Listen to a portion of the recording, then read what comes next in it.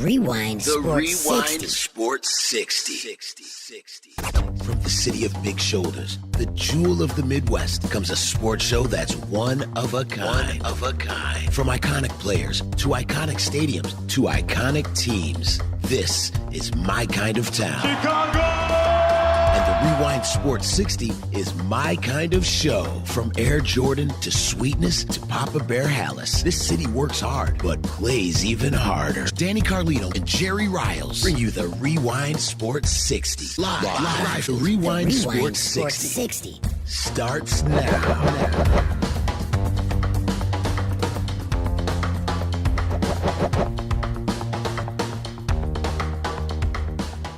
Welcome, everybody. How's everybody doing this wonderful summer evening? Welcome to the Rewind Sports 60, the fastest hour in sports television. We are live on WCPT Studios, 8:20 a.m. Join us on Facebook, the Rewind Sports. So happy to be back, and so much going on in the world of sports this week. So let's get right to it, guys. I want to get right to my esteemed panel. Dan Marvelous, the Marvelous One. How are you? How are things going for you this weekend? Everything is outstanding. July 1st is Wednesday. It's apparently the month I've been looking forward to because on July 30th, you'll have the Jazz versus the Pelicans and the Clippers meeting the Lakers. And so in Orlando. And not only that, but the Cubs and the Sox and all the teams will be reporting for their spring training number 2 this week, with the season beginning the 23rd of July. So July is the month that I've been waiting for. So it's really gonna happen. Yeah. Oh my gosh. Okay. All right. And until the next outbreak. Yeah. Oh, don't say that. Okay. And my esteemed co-host, the fabulous Jerry Riles. Jerry, how are you doing this weekend? I'm doing fantastic, Lauren. How are you? Good to see you. I'm good. Had a little, sabbatical, but I'm back. Yeah, we missed you. Thank you. I mean, we just weren't ourselves. I can speak for Marvelous, no question about it. It was like, we were like twiddling our thumbs, wondering, what should we do now? I mean, Lauren's not here to pacify us and make sure we stay on track and keep things going. So all of that. You were certainly missed. Thank you. And it's good to see your beautiful. Well, I can't say beautiful smile, although I know you have a beautiful smile. But you're doing what you're supposed to be doing out there, and you got your mask on. I do. And my girlfriend, she put on Facebook that somebody mask fished her. So a guy, she thought he was hot, and Wait, then she saw a guy in the grocery store. He had his mask on, and then she talked to him later on. He took the mask off, and he was like a whole totally different person. So what does that mean? He was a totally different person. He wasn't as cute as he was with the mask. So she was attracted Instead of to his catfish, eyes. she was mask. Oh, he was unmasked. Pretty much. So the eyes got to her, but then the rest was not a good look. Yeah. So don't get mask fished. Yeah, that's interesting. Marvelous. Have you been mask fished or whatever? Huh? No, not that I know of. Yeah. Well, you know what? The important thing is, and I got to say kudos, I don't care what our fearless leader, as far as this country is concerned, what he believes, what he stands for, what he supports, what he says. I don't care about it. I understand the feud that's going on, but I'm here to kick things off. The fastest hour in sports conversation, Rewind Sports 60 WCPT 8:20 a.m. Sending out kudos to our friend of the program, a great friend of the program, the Honorable Mayor Lori Lightfoot. And, of course, hopefully we'll get a chance to get him on the Rewind Sports 60. Our governor, J.B. Pritzker. Yeah, we need stuff. Because the numbers, they're going down, Marvelous. We're better here than Texas, Florida, South Carolina, and Arizona. They're going up. California. Exactly. And those were, California, they were kind of on the fence early on. But Texas, Florida, those numbers are boom. Arizona, and they were the ones when the president say, "Hey, open up, get on out there, don't save the economy," and everybody's out there having a good time and hanging about. There's no coronavirus, there's nothing, and of course we see what's going on. So kudos to Mayor Lightfoot and of course the Governor Pritzker, because the numbers, Illinois, pat ourselves on the back. We're doing a good job. So far, so good. And she still, they still have all the restrictions in place, 50% capacity, 25% capacity, and things like that. So I appreciate all of that. I really do. We might be able to get 8,000 people at a ball game. 20% in the baseball stadiums. That will be interesting. It certainly is going to be interesting. And you talked about it, Marvelous. We're looking forward to baseball hopefully, man, back in the air. Looks like we're moving forward. Yeah, well, it's going to be like an expanded exhibition season almost. Yeah, it will. I mean, 60 games on tap, and they're going to try to get, 60 games in 61, 62 days. And teams are already scheduled to report, as you talked about, July 1st, next Wednesday. We'll see some action taking place over on the south side and the north side. I know the Cubs were testing in their parking lot yesterday. There were pictures being tweeted out outside of Wrigley Field, and for the COVID-19 testing. So it's great to see and it's great to hear. I'm just a little bit skeptical, Lauren, because we still see cases around the world regarding COVID and players contracting, testing positive for this.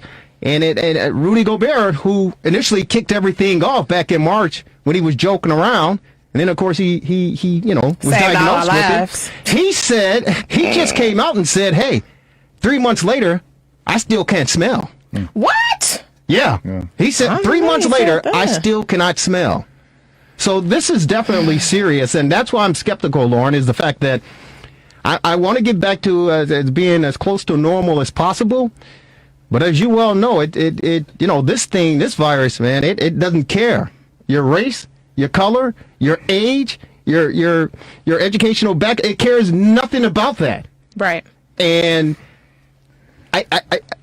I know that Major League Baseball, I know that the NBA, and they're already having problems as well. They're talking about, if we're going to continue to move forward. But the National Hockey League, we know our players here in Chicago are saying, wait a minute, pump the brakes a little bit. Yeah. The virus is still there. Yeah. And I would hate to see we get started and get underway and thinking everything is back to normal, and then we see cases popping up all over. Yeah, well, the Blackhawks aren't going to be involved in the NHL. They're not part of the group that's going to be in the, when they resume. But they haven't gotten a date yet for that. They were just going to, have two hubs, and they were going to have some kind of schedule, but they haven't formalized that yet. So, and they have the problem with, Canada involved in all kinds of things about, that's going to be another issue. Of course. The Maple and the Blue Jays will have the same problem.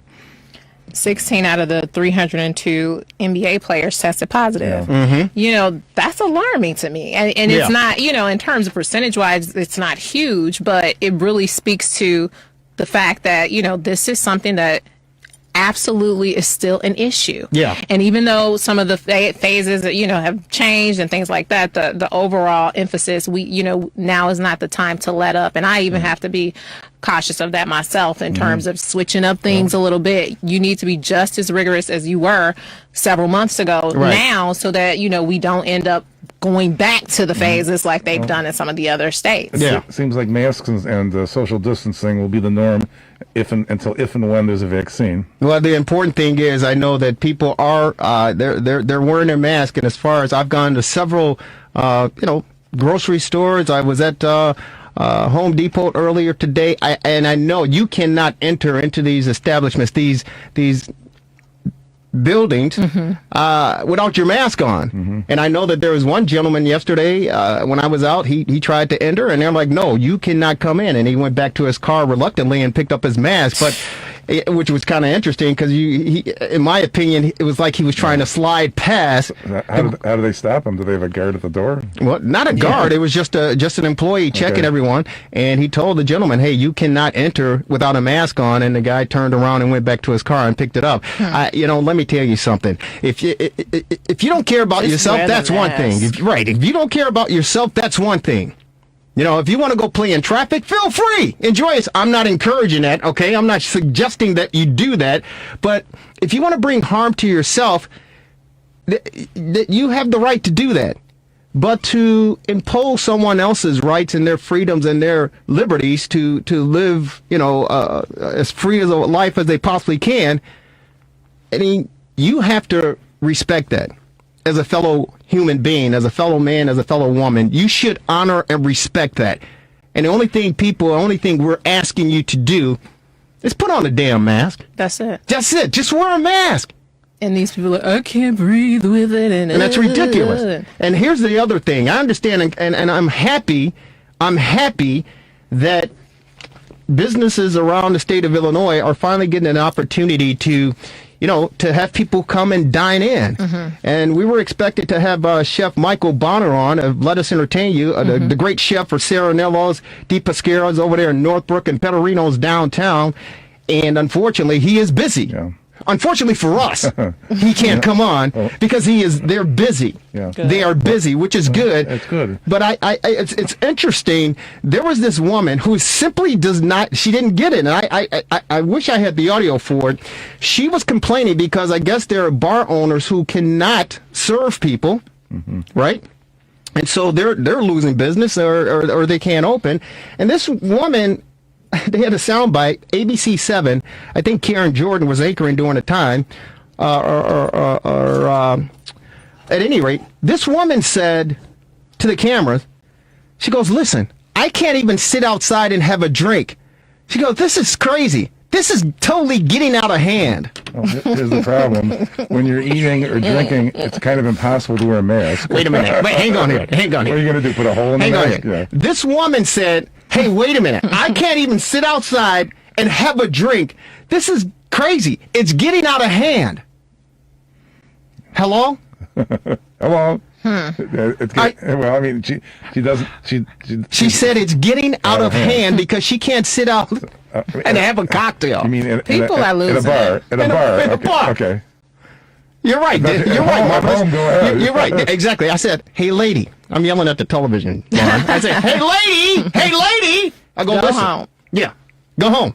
Go to the liquor barn. I don't know where you live, but go to the liquor barn in Wheeling. Go to the liquor barn in Niles. Get yourself whatever you want. You want a margarita? Get a margarita. You want some champagne? Get champagne. She wanted some hard liquor. Whatever. She can have whatever hard liquor she wants. Anything she wants, they're going to provide her at the liquor barn, Niles and Wheeling. And then what you need to do, young lady, it's hot as hell out there. It's 90 degrees outside. But I'm sure you have a nice deck. I'm sure you do. Just get your Even little if she cocktail. doesn't have a deck, she's got a sidewalk. Sit in the garage. She got a chair. Whatever. She's going out there and work it out. Going out there and sit and slip. That's all you have to do. This is getting out of hand. People are dying left and right, and she's talking about this getting out of hand because she can't go have a cocktail. Ridiculous. Are you kidding me? And people are getting sick.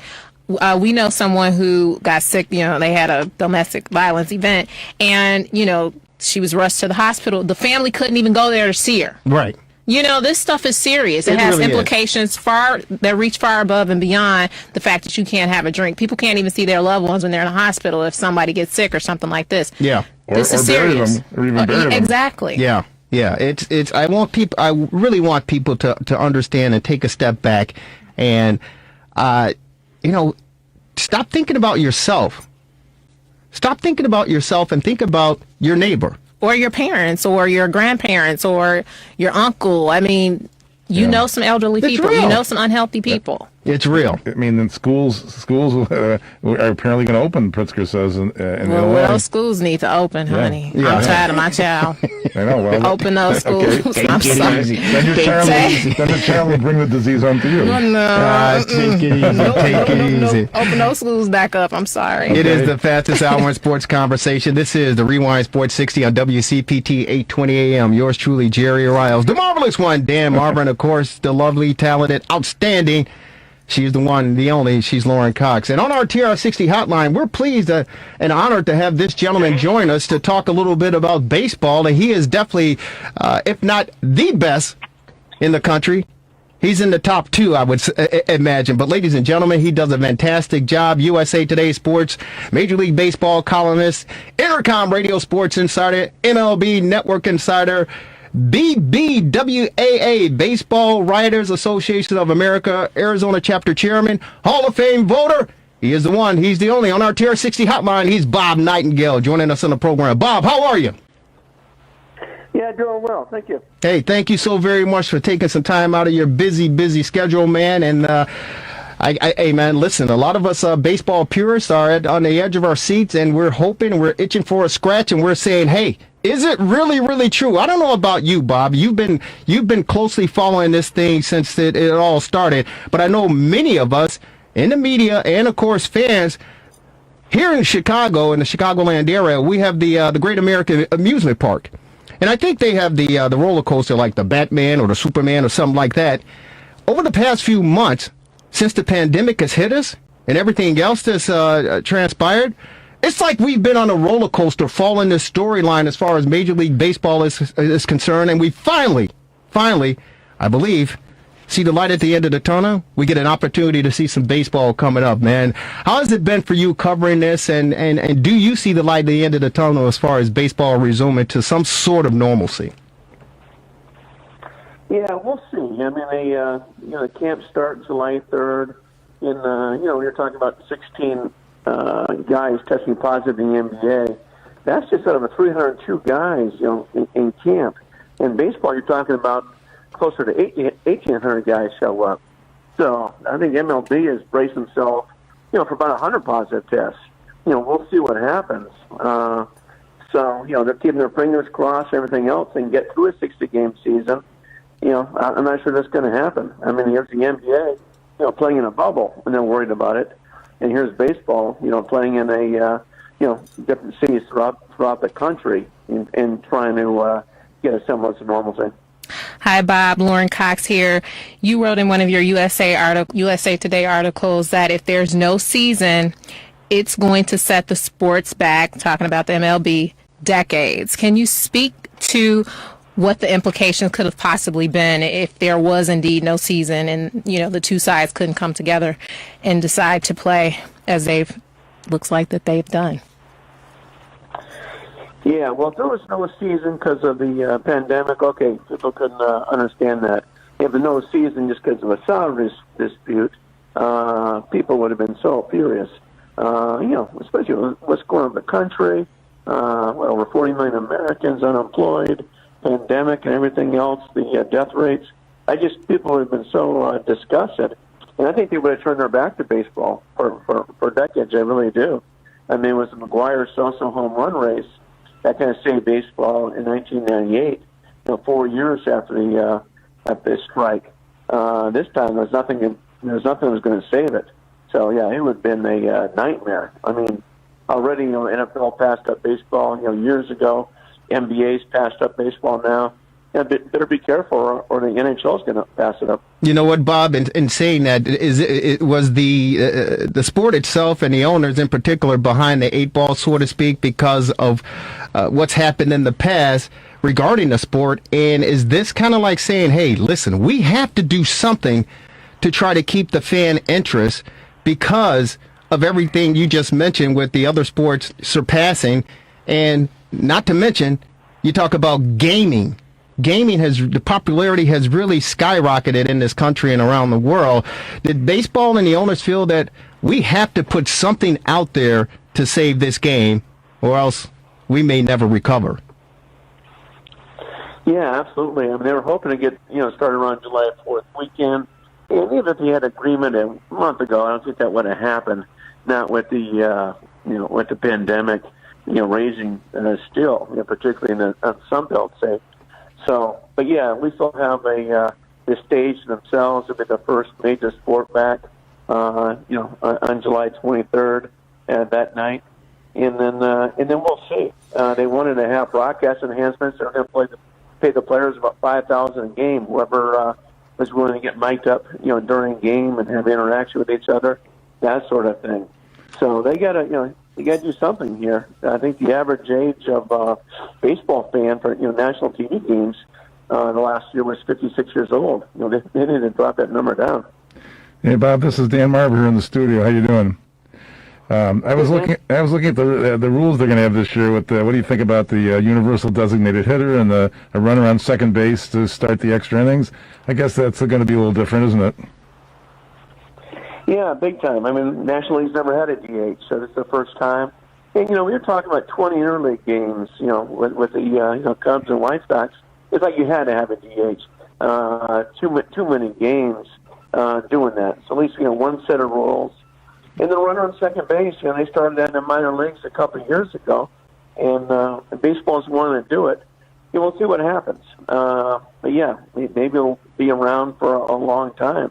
I'm sure the baseball purists hate it, but certainly it gives a different, different look in extra innings. Even the players. I remember talking to a few Cub players last spring, and they said, let's be honest about it. Of the four major sports, we got the most boring overtime there is. When the ninth inning is over, fans head toward the exits, and everybody's moaning and complaining about, oh no, I guess sit here another inning. Well, it's not like that in the other sports. Yeah, and they're also going to maybe have expanded playoffs, aren't they? You might be able to get a team with like 25 wins to make it in. Yeah, they were hoping to do that. They reached agreement. Now, Rob Manfred mandated that season. So unless something happens here in the next, 3-4 weeks, it's going to go back to the 10-game playoff format. So we'll still have that sudden death wild card. We're on with the great Bob Nightingale, USA Today Sports, Major League Baseball columnist, covering the MLB. Hey, Bob, question is, and we talked about the numbers as far as the pandemic is concerned and the possibility of testing positive for COVID-19. Are you skeptical that some of these players might, at the last minute get cold feet and say, hey, you know what? Because there are players around them, not only in baseball, but of course in basketball and football. They're saying, hey, you know what? I'm not going to put myself in jeopardy because I don't want to jeopardize my family. I don't want to try to see this thing through. How much effect will that have on the game and teams respectively moving forward when players are questioning what's going on and they have the option to get out of this thing if they don't feel safe? And be paid. Yeah. Yeah, I don't think we're going to have the same number as we have in NBA. Just, in NBA, their season's pretty much over. And so, this is a brand new season. Everybody's got a chance in 60 games. So I think it might be tough for these guys to look their teammates in their eyes and say, hey, I'm not playing. It's not worth it for me. Then again, if you're a high-risk candidate and there's only a number of guys out there, you get paid if you don't play. But I just think there might be too much peer pressure on these guys just to say I'm not doing it. So let's look at our crystal ball and let's go, hey, you know what? We're going to be playing 60 games this year. Maybe they'll get some fans out at the ballpark. I know the Cubs and, the Ricketts, they're trying to see what they can do. I understand they're going to try to open up the rooftops and everything. But let's just say in a perfect world, and we're like, hey, you know what? We got 60 games on tap. It's not a marathon now, 162 games. It's a sprint. It's 30 at home. and everyone's, we know that the front runners as far as their projections were concerned, it was the Dodgers and the Yankees. But now it's an open field. How do we look from a Chicago perspective when you look at what the White Sox have put together? A fabulous young team, and especially their pitching core or their pitching staff. And then you look over what's going on the north side. Is it far-fetched for Cub fans, Sox fans to say, hey, you know what? In this shortened season, we can make the playoffs, and who knows? Anything can happen. We're not going to have a crosstown series. I know that's not going to happen, Bob. But in a perfect world, how do you see things unfolding for the season? Well, I would think the teams that have veteran players that have been through this before, like the Cubs, would have advantage over a lot of teams just because they have a lot of young players. I worry about that with the White Sox. I mean, they were up and coming. The Minnesota Twins were heavy favorites in a 162-game season, so this will help the White Sox. But they just may be a little too on the young side, not having gone through this before, where I think a short season benefits the Cubs. And both teams are in the right region because there's no superpowers in the Central like there is in the West and East, and no huge teams. There's no teams with huge payrolls. Speaking of the Cubs, I wanted to ask you, Bob, about the now deleted tweet where you talked about the Cubs draft Edward Howard, yes, showing action instead of hollow words. When you wrote that tweet, what did you mean by that? I was talking to Theo Epstein, the Cubs president, the day before, and he says, watch the draft. We're going to surprise you. I also talked to Ed Howard's agent and said, hey, I think they're going to draft your guy. He says, I just got the phone this afternoon. We're keeping our fingers crossed. So what I simply meant was, hey, they want to make a difference. They want to make a difference in the community. They drafted Ed Howard, who's a very good ball player, and I, grew up in Chicago. I certainly didn't mean to demean Ed Howard by any ways. So I think people took it the wrong way, and so I ended up deleting it. A few hours later, like, my God. So that's all I meant by it was, okay, cool on the Cubs to do that. Right. Were you surprised? Obviously, it was like strong backlash by it. Were you really surprised by that? Because when I read the tweet, I'm like, I would love to ask him what he meant by it. Well, and obviously people took it a certain way. Yeah, I was stunned by the reaction. I don't really look at the reaction in tweets. It was actually, my son told me about it. And he said, read. And he goes, hey, Dad, your tweet. This is wrong reaction. And I said, what do you mean? And I was just stunned by it. And that's all he meant was, cooling the Cubs, not to just, hey, say we're going to do things and do that. And Webster had come out strong and said, hey, I can look myself in the mirror. I'm hiring too many people that look like me. And so, I enjoyed it. I mean, I love the fact you said that, And I shared, a story with Theo. It's like, everything's coming out now. Where was everybody the last, you say 400 years, but the last 20 or 30 years. Mm-hmm. So my family's black. We had to move our apartment complexes 3 times in one spring because they wouldn't let my kids swim in the pool. This is in Vero Beach, Florida. And we're only talking about the 90s, not talking about 1940 or something like that. So, I knew all about the ad and I was excited about it. But that's all I meant by it. So, I was stunned people took it a different way. Yeah, that's the interesting thing about social media, Bob, is that, you've been covering, the game for so many years, and you know how athletes react and have reacted in the past when they'll give you a quote and then they'll see it the next day and they'll hear it and they go, hey, wait a minute, that's not what I said. That's not. And so when you look at social media, it's a field day and people take it any way that they interpret it, even though you didn't necessarily mean it that way.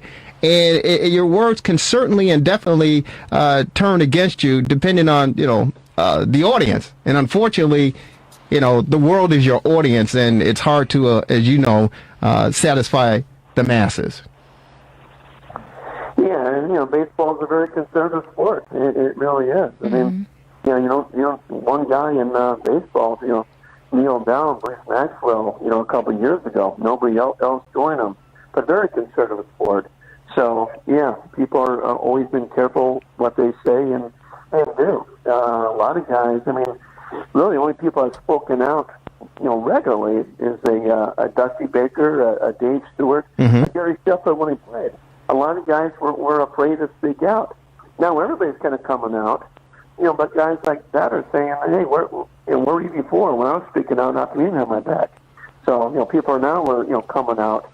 But, they should have come out a long time beforehand. Yeah, it certainly should have come out a long time beforehand. And it's unfortunately Bob Nightingale, USA Today, covering Major League Baseball, talking about the return of the shortened season 2020, 60 games on tap. And we're looking forward. Hopefully we can get everything underway and get started. We appreciate you taking some time out on this Sunday to join us to talk about what's going on in the sport of baseball. One thing I want to ask you, you mentioned, Dusty Baker and some of the other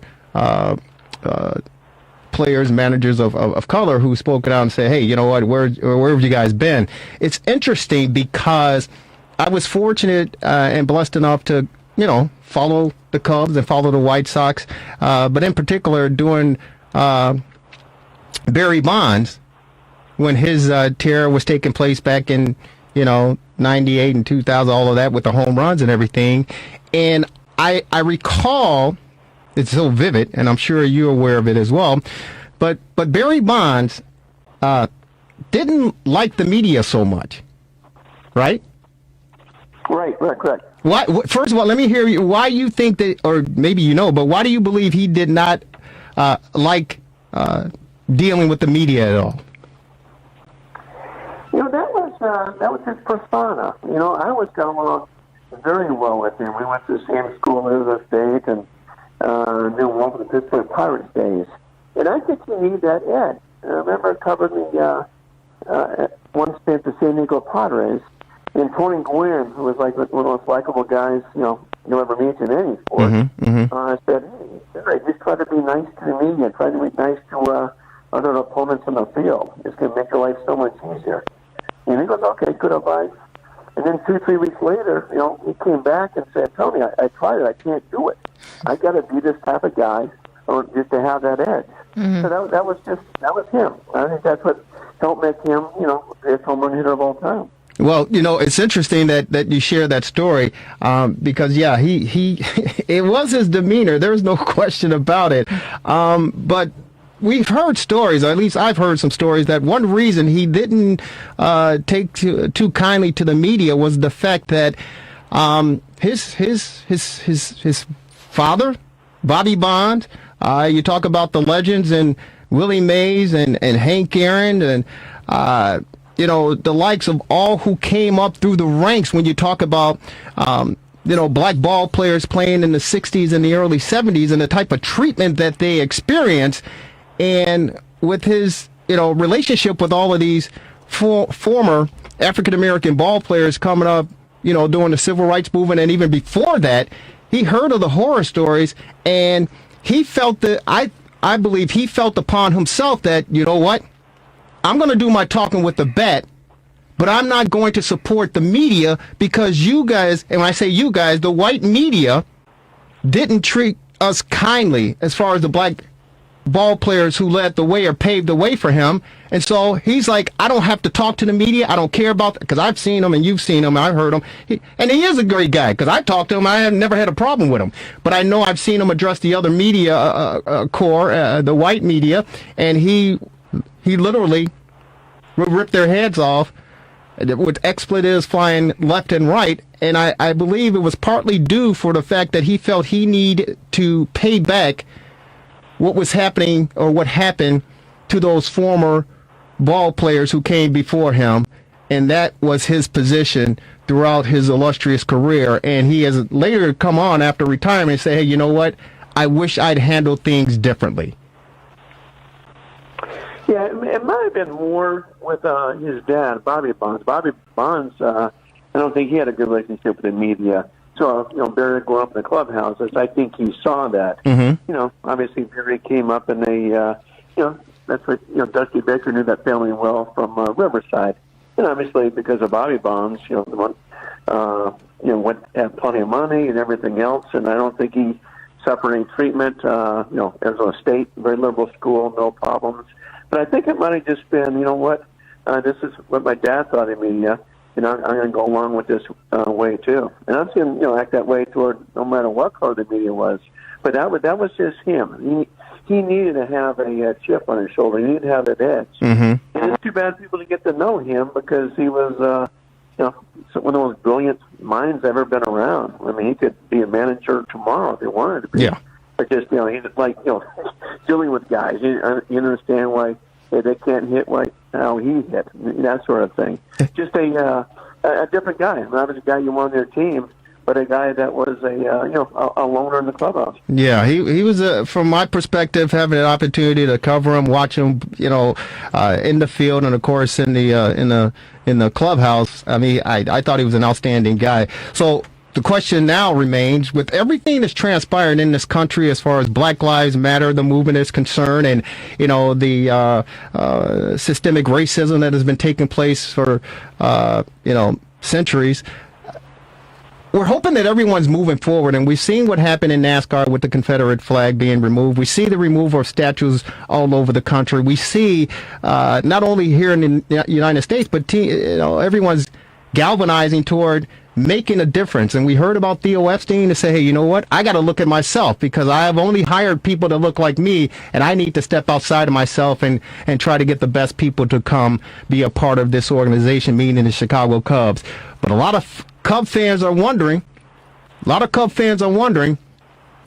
will the first step be to accept Sammy Sosa back into the family? Will that ever happen in your mind, Bob Nightingale? Will the Cubs open up their doors and invite Sammy Sosa back in? They should. I mean, Sammy Sosa, he made that franchise so much money, and that team was terrible. And everybody came to the ballpark to watch him hit home runs. That home run race with him and McGuire for regular season games was the coolest thing I've ever seen. It was a blast covering these guys. What they were up to. I mean, I knew that they were juice, but it didn't matter. It really didn't.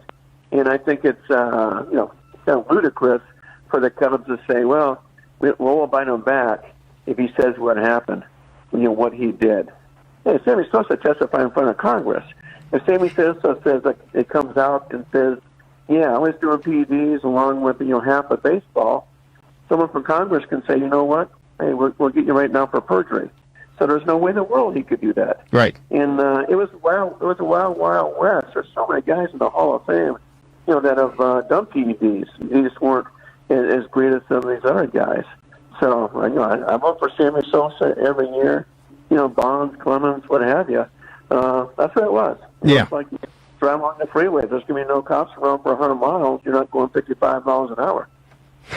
The great Ozzie Guillen, 2005 manager of your World Series Chicago White Sox, say, hey, man, if you ain't cheating, you ain't trying. He didn't actually say it like that because you barely could understand what he was saying. But in essence, he was saying, if you're not cheating, you're not trying. And those, hey, you know what? It's like baseball turned a deaf ear and a blind eye during that steroid era again to try to save the sport because fans were going the other way. And I'm hoping, Bob, that we can get through a 60-game shortened season here, and I hope the fans will come back. But it's a lot to ask fans after so much that they've endured over the years with this sport to once again to sit down in front of their tubes, or who knows if they're going to get an opportunity to go out to the ballparks, but to spend 3.5 hours of their day, watching baseball, Wearing a mask. Yeah, I don't know if we'll have fans. I really don't. I remember the Texas governor said, oh, yeah, we'll have fans, 50% capacity. Now that you shut down the restaurants and bars. So you just never know with the pandemic. I'd be a little surprised if we have fans at all, at least during the regular season. So they better, be entertaining on TV. At least the games count a lot more. In that 60-game season, so every game counts the same as 2.7, like a regular season. So I think that will keep more people interested, just because of the urgency of it. Now, because you're a member of the Baseball Writers Association of America, you'll have an opportunity to actually go to the games and cover in the press box. I know they're just going to.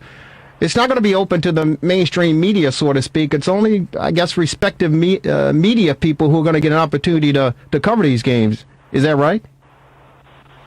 Yeah, they're going to limit the media availability to 35 people in the press box. And then, we won't be close to a player. They're going to do Zoom calls with a manager and a player before a game, manager and, whatever players, play a role in the win or loss after a game.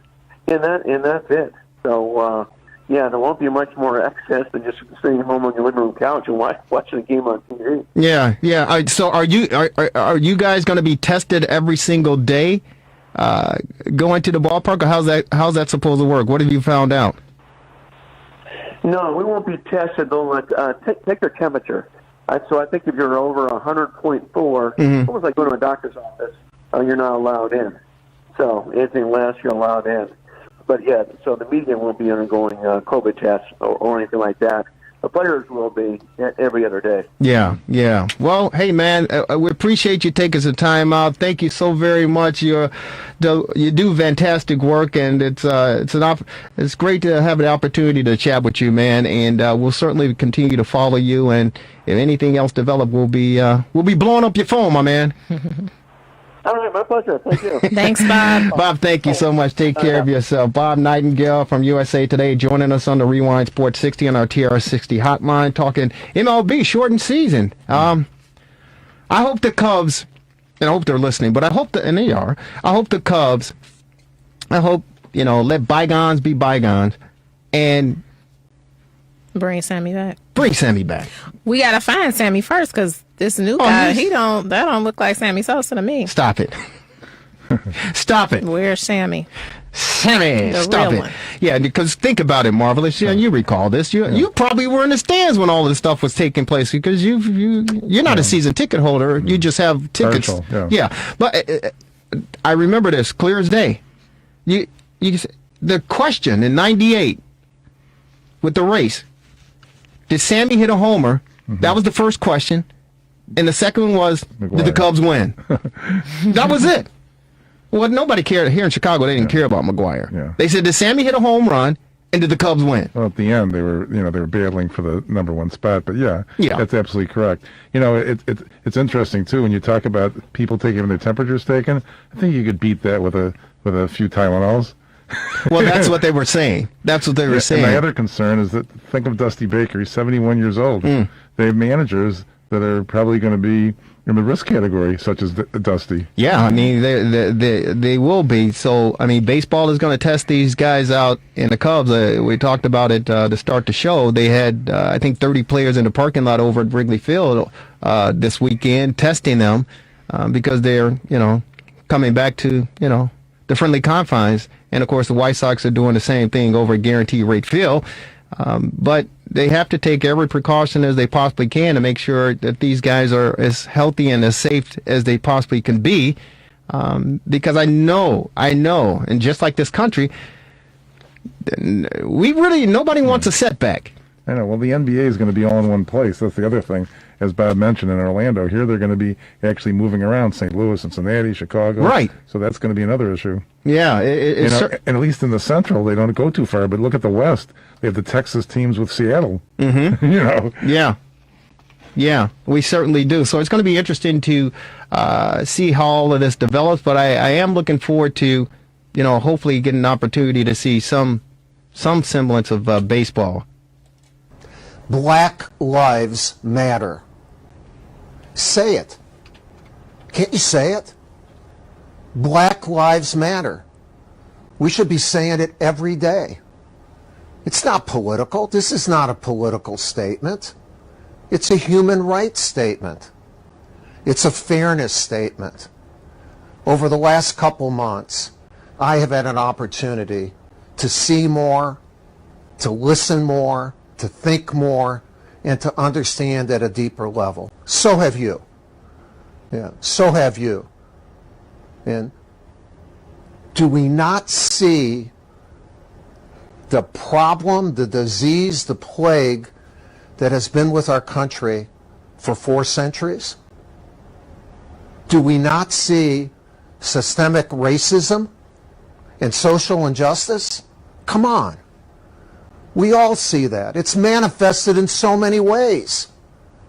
Criminal justice, the killings that we have seen and we haven't seen, and the denial of economic opportunities for our black community, educational opportunities, health care.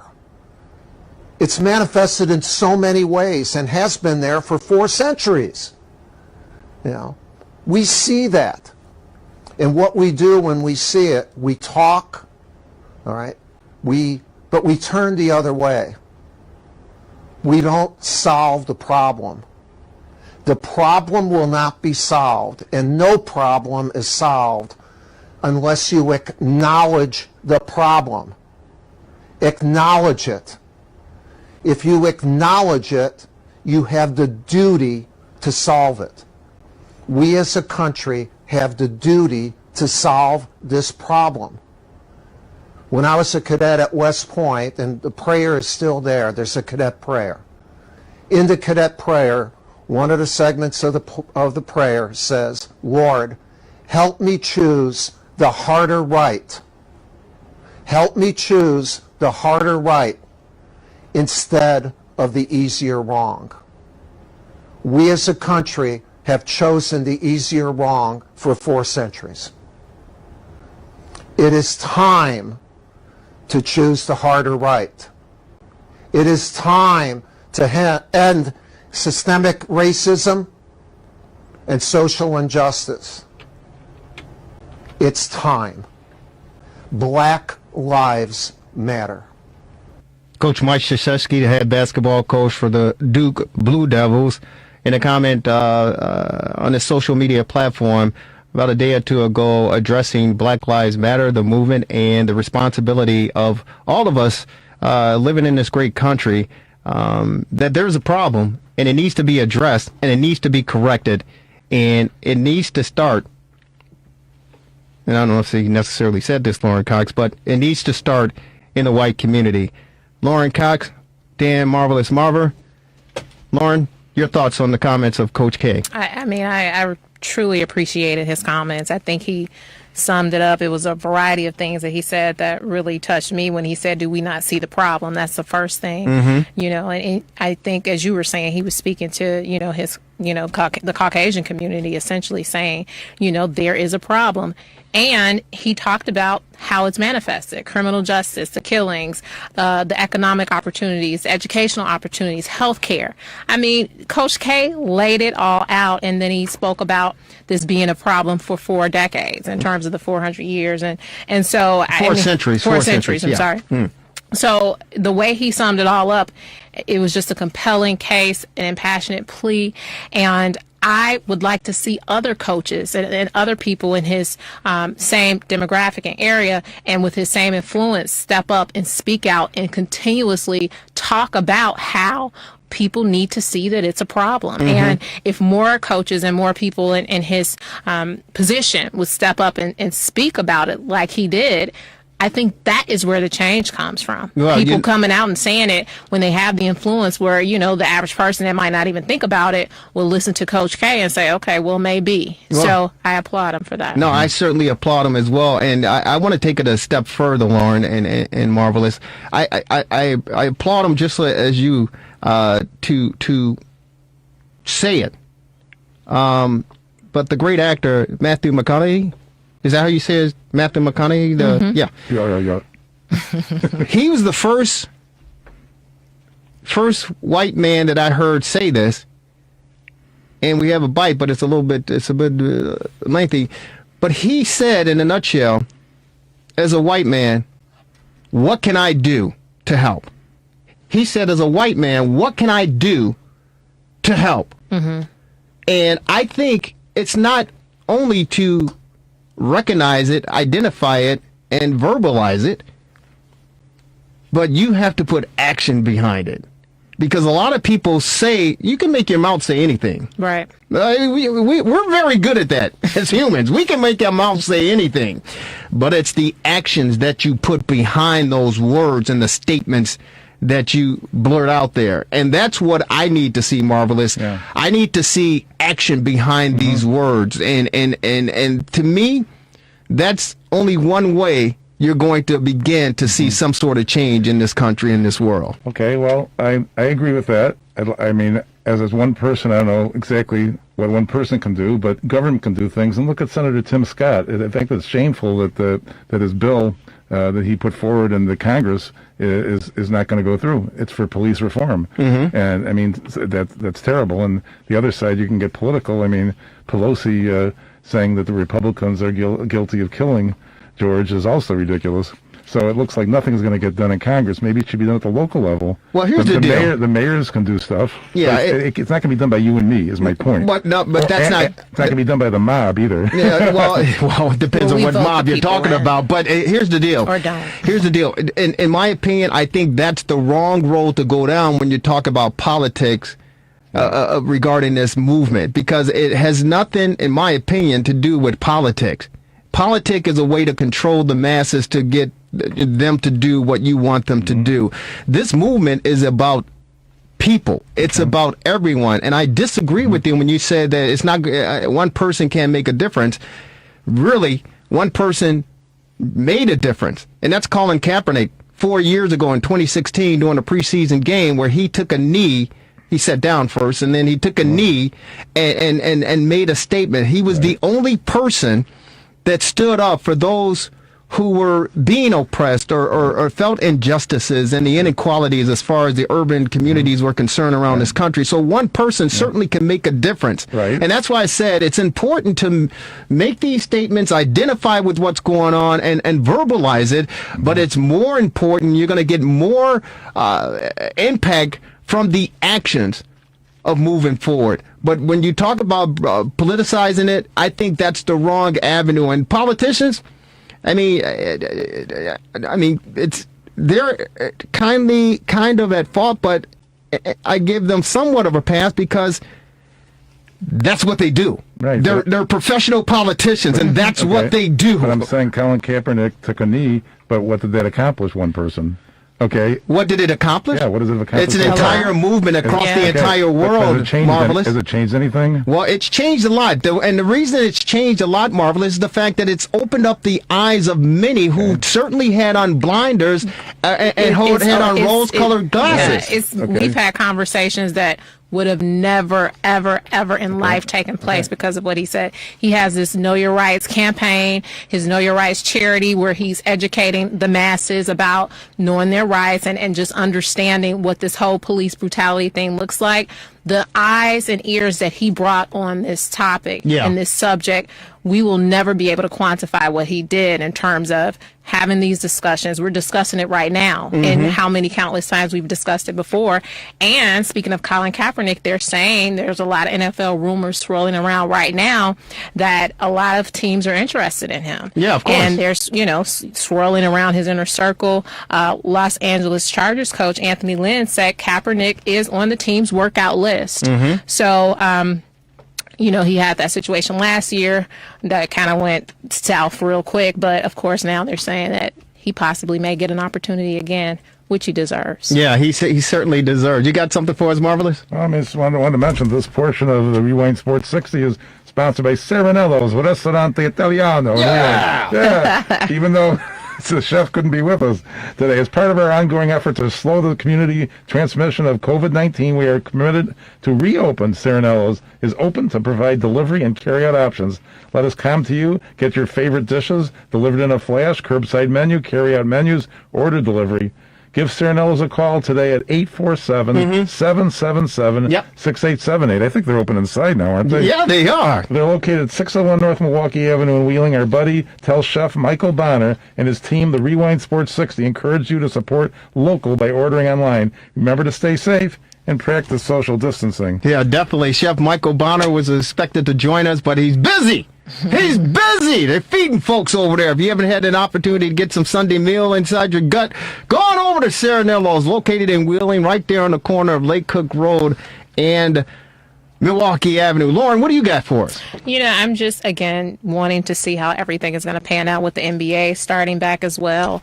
It was interesting to me that some of the players decided to opt out of going into the quote-unquote Disney bubble. Avery Bradley, specifically in LA, said, he has a child that has some respiratory issues. And so he made the difficult decision to sit out and possibly not get a ring because of the COVID-19 and the risk for ring. So I just wanted to ask you guys, what do you think about the fact that some of these players, he's not the only one, decided to forego their opportunities and forego the season, the remainder of the season, as a specific health concern for their families. You said it right there. It's a health concern. God bless them. I'm not going to put anything above my family and our health. Because let me tell you something. And Marvelous, maybe you can attest to it as well. Lauren, believe it or not, I'm not as vibrant and active as I used to be, right? Really? No. So health. No way. Your health. There's no substitute for health. Okay. Right. There's none. Exactly. So I commend these players that say, hey, you know what? I'm not going to jeopardize my health, my family, or anything like that. I commend them. Anything else before we get out of here? Well, everybody stay safe and have a good week. And enjoy this weather. And then we're going to get sports soon. There you go. Thanks to our guest, Bob Nightingale, USA Today, MLB columnist covering the baseball world, and hopefully we'll get to see some baseball. We want to say real quick, hopefully our prayers are out to one of our colleagues, Gabe Salgado, who is tested positive for COVID, and he and his wife are self-quarantining, so we hope that they're okay and they can get through this. Gabe was just coming off of a knee surgery, and he was going through therapy, and that's how he contracted the virus. So, Gabe, if you're listening, our prayers are with you and your wife and your family. Speedy recovery. Speedy recovery. We look forward to seeing you back here. It's another edition of the Rewind Sports 60. Thanks to our producer, Devin Tingle. And, of course, the marvelous one, Dan Marver. Lauren Cox, we love you. You're the best in the business. And Q, the 17th letter of the alphabet. We miss you, buddy. Get back in here, but stay safe, man. We will definitely be in contact. You miss any portion of the broadcast, make sure you check us out on YouTube, Facebook, the RewindSports60.com, and on Wednesdays, Comcast at Channel 17, Channel 19, and Channel 35 in the northern suburbs. Have a great rest of your day. Enjoy the week, and we'll see you on television on Wednesday. Take care, everybody.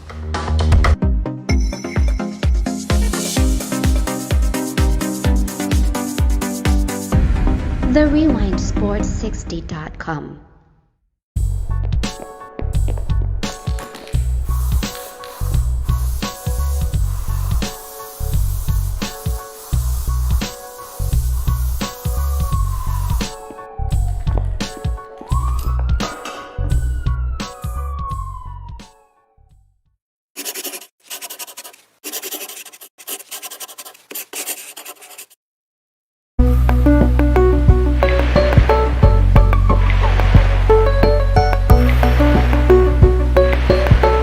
The Rewind Sports60.com.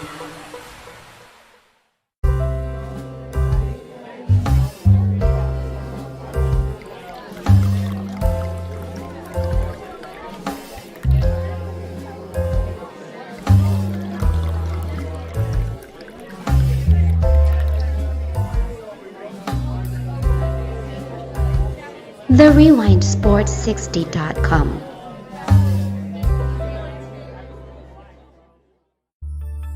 Relax,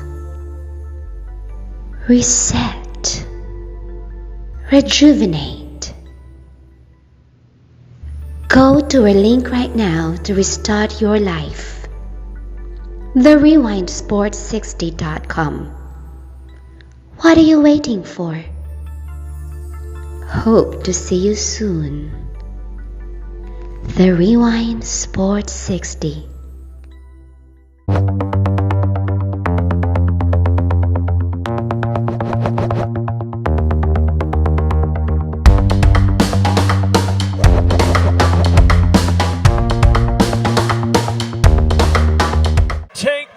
To the ball game, Hall of Famer Andre Dawson. All right. Let's hear it from the greatest fans ever. On three. 1, 2, 3. Take me out to the ball game. Take me out to the crowd. Buy me some peanuts and Cracker Jacks. I don't care if I ever get back Forest Root. Root for the Cubbies. If they don't win, it's a shame. For it's 1, 2, 3 strikes, you're out at the old ball game. Hey, let's get some runs. Thank you.